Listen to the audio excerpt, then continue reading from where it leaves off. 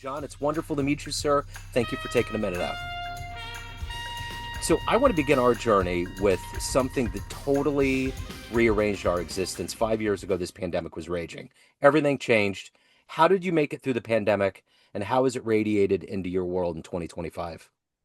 Yeah, I think that the great luxury of life where we live is that there was still electricity, there was still grocery stores, there was still streaming. Like, I was thinking to myself the other day, kind of laughing, like, imagine if we just had the three television channels, how much Yeah, more difficult it would have been yeah. for everybody in the house, right? Because you could literally go into your own little space and each person could have their own moment of solitude watching whatever. So I stayed active. I was still writing. I worked on projects. I live in a place where I could walk outside. I think it would have been a lot tougher had I have been in a high-rise building where I only had 800 square feet or 500 square feet and couldn't even go outside. But I think, yeah, I watched some great shows. Ted Lasso was a great result of the pandemic. The Last Dance series, which I happen to have lived in Chicago during the Michael Jordan era, so I loved watching that series. But I think the interesting question is, what happens after that? Do we carry that with us into our lives? And it's strange. I was actually just reading a great book by Ken Follett that talks about the plagues of Europe in the 1350s. And literally a third of the population died within 5 days of getting the disease. Wow. And so I think it's awesome if we can be very grateful for the incredible advances in medicine that we have today that enabled us to walk out of that experience. Sure, there were people who passed, which was tragic, but really, the vast majority of us got through that experience pretty much unscathed. Yeah. And so that's a testament to the great place we're at as humanity right now. It's interesting. One of the biggest shows that I saw after the pandemic came to a close, it was probably 21, 22. Ben Folds came to Lawrence, Kansas. And while he was there, something about Ted Lasso came up. And Jason Sudeikis went to the University of Kansas. And he said he did a show there one time, and Sudeikis was back there helping him put equipment in when he was just a college kid, which was kind of a cool story. There you go. Yeah, Sudeikis is a big Kansas City Chiefs fan, if I remember right. Yeah, yeah, yeah. And a lot of the shirts, barbecue, Arthur Bryant's, all of that is all kind of harkening back to Kansas City. That's So awesome. yeah, That's it's pretty awesome. cool. So let's get into the heart and soul of what you do along with writing on a daily basis. I'm going to put you in front of a bunch of 12-year-olds. It's career day, and the kid that's just the one that's curious in the back of the room is like, "Hey, what do you do for a living?" What's your answer? You know what's hilarious is I've actually gotten to do this, Joe. Yeah, I was asked to do career day when my daughter was in fifth grade, which I think is pretty close to 12. I can't yeah. remember exactly fifth grade, but and so it was funny because I followed up someone who was talking about their job, and their job had the kids just sleeping in their seats, and I don't even remember what it was. And so I was like, all right, I really got to bring it to make this entertaining because this is literally, okay, kids, this is what post school looks like. And so let's make sure that they're excited. And so on the fly, I had them create a story. I said, I'm an author. And I said, actually, not, I haven't thought of this in a while, but I said, do you know what one of the greatest things in the world about being an author is? And they're like, no. And I was like, you can wear whatever you want. And they're like, what? And I was like, yes. What would you wear if you were an author? And the one kid goes, I just sit around in my underpants. And I'm like, that's possible. And so I actually had them create a story on the fly, like, who's our hero? Who's the villain? What are they doing? And so I was super amped up, and the kids were just an absolute nightmare for the teacher afterwards, I'm sure. But she was a great teacher who loved these kids. And I just wanted them to know that in this amazing world that we live in, creativity is one of the greatest gifts. If you have it and you're wired that way, the ability to offer that to the world in a creative way makes you very unique and very special. And I think so often you hear about the arts and how difficult it is. And I'm not saying it's easy, but someone is going to be the next number one best-selling author. And it could be one of these kids when they have their shot, or the next musician, or the next filmmaker. So I wanted them to know that there's a lot of fun out there. And if they're wired that way, that they can follow that path. What did you want to be when you were 12 years old? What was your dream gig? I was one of those kids who didn't know what I wanted to be honest with you. It's so different now compared to back then. Now you have an unlimited amount of resources. You're exposed to so many people doing so many cool things through YouTube videos and the rest of that.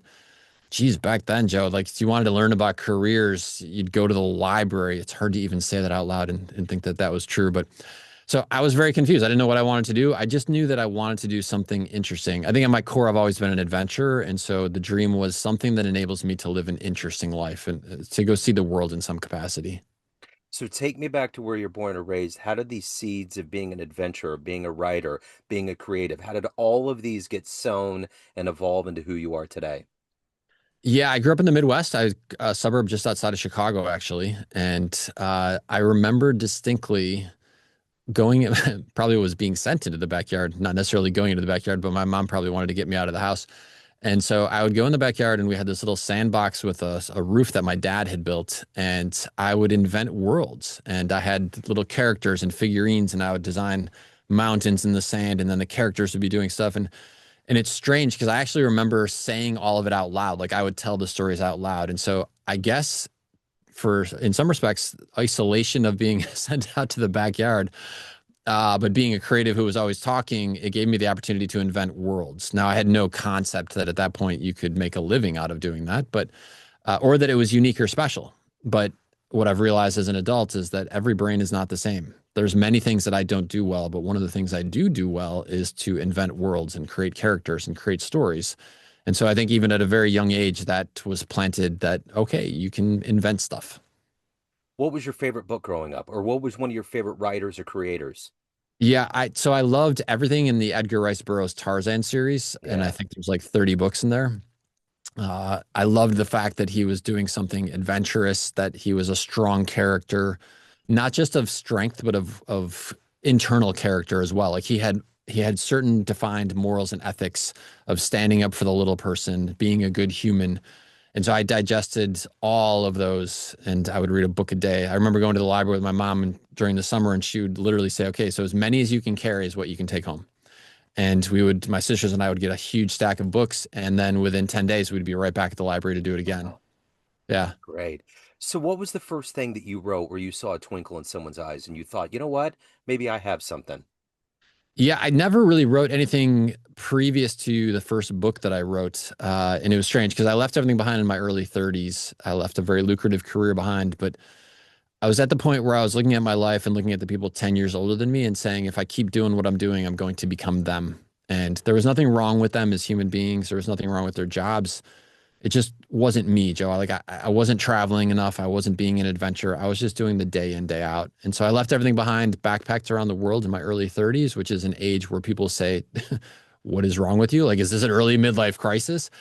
But it absolutely was spectacular. It changed my life in so many different ways. And I was doing it for $40 a day. So I was really just very backpacky, out there interacting with different people, different cultures, seeing the world. And when I came back from that is when the first book that I ever wrote, The Cafe on the Edge of the World, flowed through me over the course of 21 days. Wow. And it was strange because I had no experience as a writer. I had no specific dream or plan. But the very first person ever to read the manuscript was the editor of a magazine who I had contacted. And the words that she said to me were, this book changed my life. And so I would say, in your life, when you're embarking on an adventure, you're going to get little clues that tell you you're on the right path, even if you don't know where the heck you're going. And that was a huge clue for me. So, what was the first big trip that you took that you might have been a little nervous, you hadn't gone on anything like that, and it was just groundbreaking, life-changing? Yeah, I was 28 years old and I was finishing up my master's degree. And I had a weird life situation. My dream was to be, at one point, I had decided, like I said, I didn't know who I wanted to be when I was younger. At some point, I saw the movie Top Gun, decided I wanted to be the next Maverick. Lousy career plan, by the way, for anybody who's listening, to base your life choices off of a major motion picture. But nonetheless, I decided I was going to be a pilot. And then through a series of weird circumstances, did everything, invested every penny I'd ever earned since the time that I was 12. And at the end of it, found out I had a heart condition and couldn't do that anymore. And Wow. so, yeah, lost that dream, lost that ability to do that. And then had to sort of rebound, recover, and figure out who the heck I was and chart a new path for myself. So, in our life, John, there's these people that come in that inspire us to become who we are. And as you have noted, finding that you didn't want to be something 10 years in the future in your 30s, you grabbed your life and ran with it. And there's people that instill that urge in you to do that, to become you. Who is that inspirational force, that heroic person in your life or persons that helped you get there? Uh, so I would say as far as the specific travel, there was two things. One is my grandfather died he was in his early 80s, and that was the catalyst in part to make me leave everything behind and go backpack around the world.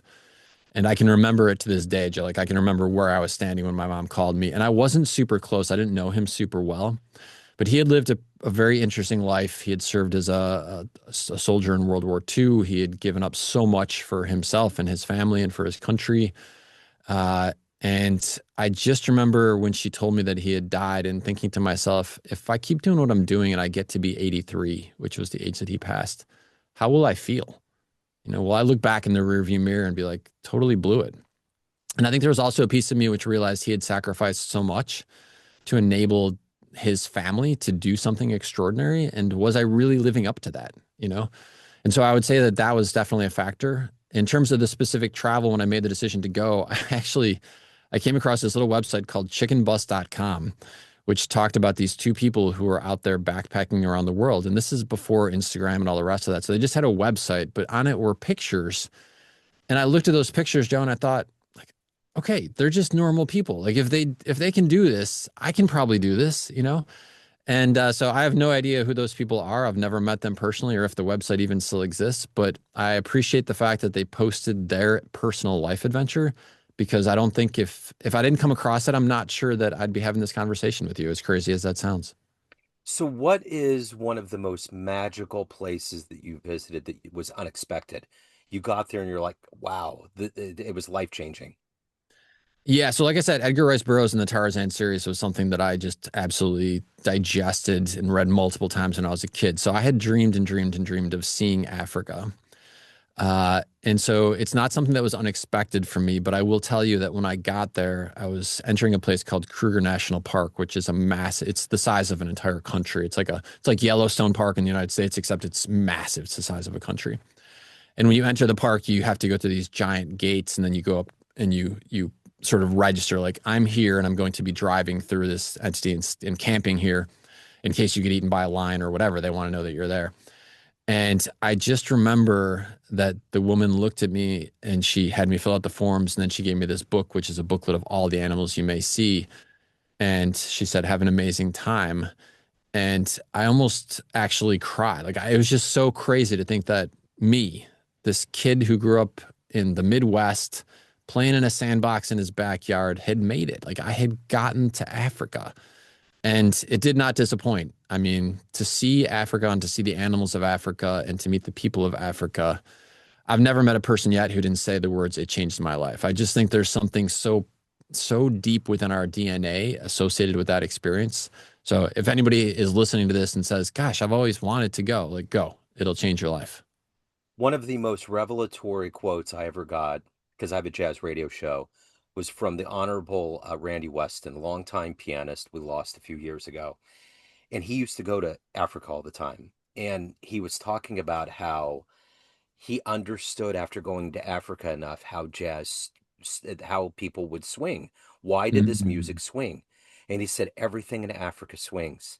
The tail of the elephant, the leaves, mm, everything. And when he said that, it was like this huge red curtain of how did this art form that came from Africa, that amalgamized in America, become what it is? And he completely explained it. I mean, it was so eloquent. He is one of those wise guys that hums at a different energy level. He's almost like a wise Jedi in Cloud City. He's that kind of cat. So when he explained this to me, it sent shivers up my spine. But then I was just thinking about Africa, about this place where the cradle of civilization began. I mean, that's where right, it all started, right. you Yeah. know? So, And they say that 70,000 years ago, there was a massive volcanic eruption and that humanity almost went extinct. Actually, we went down to about 5,000 to 6,000 people on the planet. wow. And the best and the brightest migrated to try and escape the ash. And they think, based on DNA research, that where they ended up was sub-Saharan Africa again. And so, yes, cradle of civilization was millions of years ago, but much more recently in the human story, we have been there again. And I think that's in part why we as humans, when we go back, feel this tremendous sense of home and this connection to the place. Wow, that is amazing. I mean, I know I I'd felt never heard of that. And then I came across it and started doing research. I was like, wow, how is this not part of the everyday dialogue? that's weird. That is amazing. I remember feeling that in Rome. Like my ancestors came Mm. from Naples and Sicily, but there was something about Rome that was just a magnetic pull. I just felt comfortable. It felt good. So it's weird how that can happen in these kind of ancestral cities around the world. Yeah, I love that aspect of travel. To me, when Yeah. you get to a place that you've never been to before and you have that sense of home, I think it's so cool Because yeah, maybe it is cellular, right? So maybe some of your ancestry came from there and their cells became your cells. And there's literally a piece within your DNA that feels comfortable in that space, in that environment, in that energy field of where the latitude and longitude lines happen to cross. It's fascinating to me. Certainly is. Yeah, a friend of mine went to New Delhi. He's a high powered IT guy, and he went to New Delhi, and I just love the stories about. It. He was like, you can't look at the monkeys in the eye. You just can't do it. It can get dangerous, and just the whole thing, like air quality. He was saying the air quality is crazy bad. Yeah. Because they're burning a lot of things, and I got on my app on my phone. I looked at it. I was looking at the air quality in Kansas City, and then I looked there, and I was like, how are they breathing over there? Travel is to me one of the greatest opportunities to reframe everything Yeah, because so much of what we think to be quote unquote true is only true for us based on where we actually live. And once you start to break apart those barriers, it opens up the possibility for you to think about your life and the direction that you want your life to go in so many different ways. And I think that's one of my favorite aspects of travel. yeah.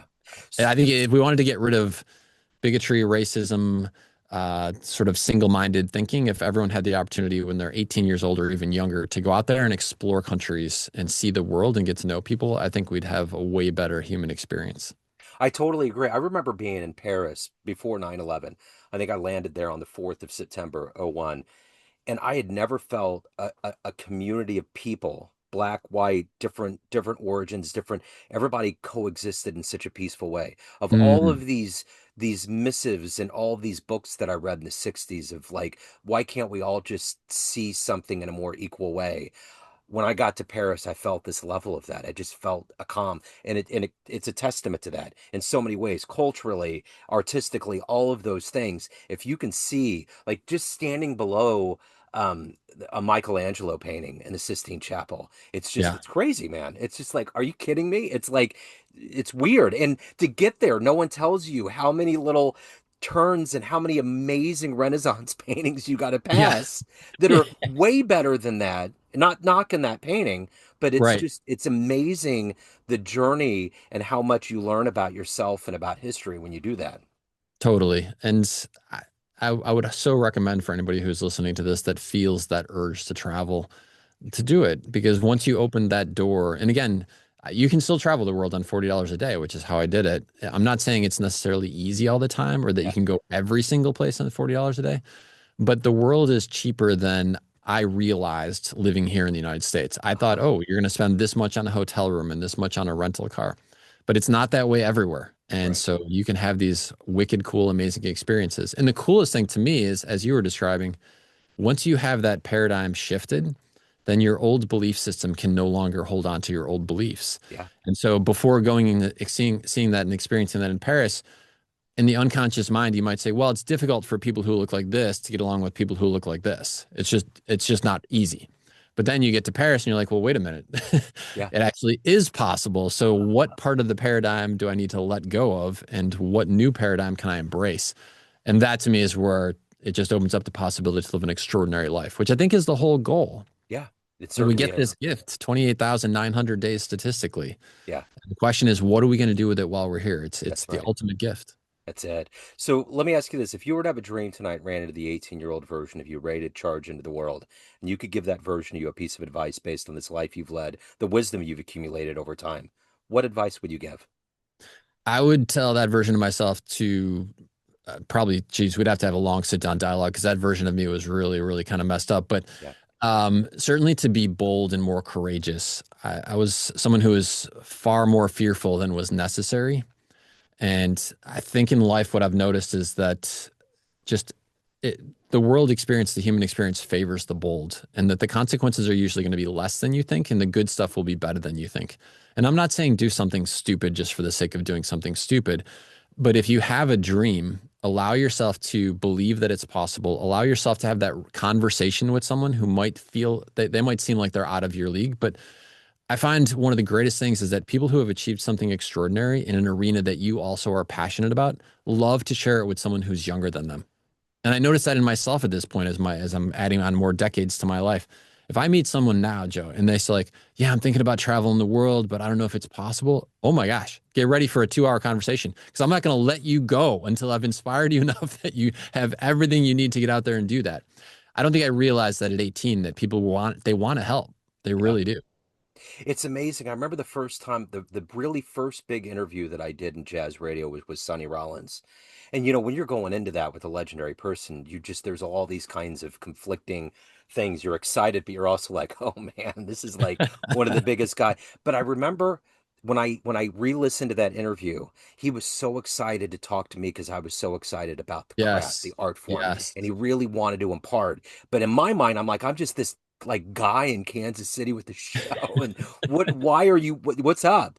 But the elders especially really want to imbue and keep that light going, and there's nothing more satisfying after accumulating all that wisdom on this planet to impart that onto the younger generation because you want to keep that moving. But the young 100%. we don't know that in our youth. We're blinded No. by ignorance, and not a bad ignorance. It's just we don't know any better. Yeah, exactly. And I'll tell you in spirit with that, the other thing that has been a huge aha for me. You talk about like moments that you're going through life and you have this epiphany and it changes and shifts your perspective forever. One of the biggest ones I ever had was that every expert started off knowing nothing Hmm. about what they became an expert in. Hmm. And when you step back from that and you think about everybody who's an unbelievable scientist or entrepreneur or athlete or an incredible parent, literally there was a day when they knew nothing, absolutely nothing about what they became the world expert or just so smart at. And I love that because that tells me that each of us with enough effort, enough conviction, and we live in an unbelievable time in human history where if you're passionate about a topic, you can access information about that like never before. Yeah. So the barrier is not access to the information anymore. The barrier is simply, are you willing to allow yourself to believe that it's possible? And are you willing to dig in and learn and learn and learn? And now that requires failure because you're going to try some things and it's not going to go well. But that's okay. Every one of these people who became an expert, if you look at their track record, they did the same thing. Yeah. They failed along the way. So that to me was completely transformative. I stopped being so afraid to give stuff a go that seemed way outside of my comfort zone. So, of everything that you've accomplished, everything you've evolved to at this point in your life, what are you the proudest of? I would say there's two sides to that answer. On the personal side, the way that I have parented my child. I have a daughter, and when she was on the day she was born, I made a big commitment to her that I would never raise my voice to her. And she's 18 years old. I've never raised my voice to her, which is so drastically different than the environment that I grew up in. I made the commitment when she was 2 because she was growing up so fast that we would do adventure days twice a week. And I would pack the stroller and the backpack with food and snacks and the diaper bag, and off we would go. And it was at a time in my career that things were really accelerating for me as an author. I was getting a lot of interview requests, but I just wanted to be with her. I wanted to be the father that I thought I was capable of being. And I look back in the rearview mirror, and the relationship we still have to this day is 100% based on those decisions. And so, from a personal perspective, that would be the thing that I'm most proud of is the type of father I've chosen to be in Ben. From an author perspective, kind of from a professional perspective, it would be the impact that I've gotten to see the books have. I just came back from tour. I was over in Europe doing a tour and had an experience. And this has happened before, and we get emails about this as well, but it never stops being ridiculously powerful. I had a young kid, 21 years old or so, say that she had planned on taking her own life. She just saw no hope, and she was so lost and so feeling alone. And she was going to board a train and go up to Denmark, and she had planned to take her life in Denmark. And literally at the train station, she was sitting there and she didn't want to be bored on the train, which is so weird in the context of everything she was describing. But for some reason, she felt called to pick up the cafe on the edge of the world. And she did. And so here I am talking to this kid, and she's crying. And she says, I'm here today because of that story. Wow. I mean, if you'd have asked the 12-year-old version of me or the 18-year-old version of me if I would ever get a single person to have that conversation with me, I'd said there's zero chance in a million. Like Yeah. I could live a million lifetimes, that's never going to happen. Yeah. Uh, and to know that that is the impact that the book has, the different books have on people is incredibly gratifying.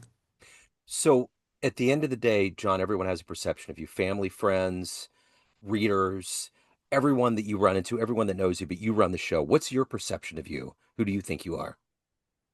Yeah, I mean, as I've alluded to, I'm a father first. I'm an adventurer second, and being a father is part of that story for sure. I'm an author. I'm a thinker. I cannot turn my brain off. I'm constantly thinking and asking questions about what is the point of all this and how does it all work.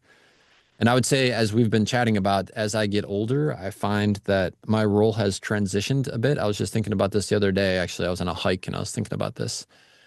And I think at this point, I'm trying to embrace the fact that I'm a bit the guardian of lost souls. Yeah. And I can say that it's a hard thing to embrace because who am I to be the guardian of lost souls? Like I'm just me, right? But I have been a lost soul when I was younger, and I know how it feels to be thinking that you're alone. And I've had the great pleasure of interacting with fans who felt that they were alone until they found the books. And the books flow through me. I don't take credit for the books as like I'm the guy who writes the books. I get to be part of that story for sure, but it's something so much bigger than me that I'm just a part of it, not the whole thing. And so I want to do my very best to embrace the fact that my job is to look out for those who feel lost, who feel alone, who feel that there's no hope, and to try and be a light in the dark. So let's say we get off this call, time machine pulls up. You could go anywhere in human history and see one event with your own eyes. Where are you Mm, going? one event with my own eyes. And it won't create a rip in time. It's just you got to watch it. Yeah. Wow, what an incredible question. I think this is, oh, I've never thought of that question before, but so the first thing that kind of comes to my mind is because I'm an adventurer, I've always wondered what it would be like to see the West in the United States at the time when there were millions of buffalo running and to sort of see that pristine, incredible worlds that existed before we sort of spread west and it disappeared so quickly. Yeah. And I don't know why, but I just think that would be pretty spectacular, pretty miraculous to see. But the Indian culture is so ancestral and deep and on so many levels. You know what I'm Yeah. saying? And there is a purity. I dig it. I get it. I mean, it's what all of those early civilizations is what springs this idea, are we alone, because of the alien connections and this connection to outer space, because there was this knowledge that's different from where we're at, before internet and books and all of these things that were happening. It was just a very pristine time, you know? Yeah, there's probably a level of purity in that moment that I can't even comprehend unless I actually went back there. And it's Yeah. weird to think, okay, at the same time that was going on, like literally this was going on in the 17 or even 1800s, that you had massive civilizations in China, in Europe, and the rest of that. But at that same moment in human history, these people were living in a way that was so connected with nature, so connected with each other, so connected with their sense of community. I just think it would be wicked cool to see it and experience it, even for a Yeah. minute. Yeah, for sure. So the Big Five for life, all of your other wonderful books, anything else that's going on in your world, where can people go, pick it up, reach out, any of the good business? Absolutely. So I'm findable on social media, and that's at John Strelecky. So JohnStrelecky. And then my website is johnstrelecky.com. And in addition to the books, I've also written, like, if I get inspired on a particular topic that doesn't necessarily have the bandwidth to, I think, be part of a book, I'll just take a specific topic and I'll write about it and put it up on my website so people can read that for just on their own accord for free, just as an entry point to something that may be precious to them or, kind of hit them where they're at in life right now. I dig it. John, this has been wonderful. Thank you, sir. I'm so glad that we arced into your orbit and we had this minute. Thank you so much. I appreciate it. And happy travels, man. Thanks, Joe. We'll see you out there on the road sometime. Yes, sir. Thank you. Looking to get new clients to your business through cold calling or email marketing? At Agency Y, they envision a world in which small and big companies have equal chances to win new customers in the market. Their purpose is to bring parity and reduce the gap between large and small firms with the help of their cold calling and cold email marketing services. Use the code Joe Dimino 10 at www.agencyyy.org/coldcallingjoe.php or www.agencyyy.org/email marketingjoe.php to get 10% off your first order. This is Joe Dimino of Neon Jazz and Famous Interviews, and I stand behind Agency Y to meet your business dreams.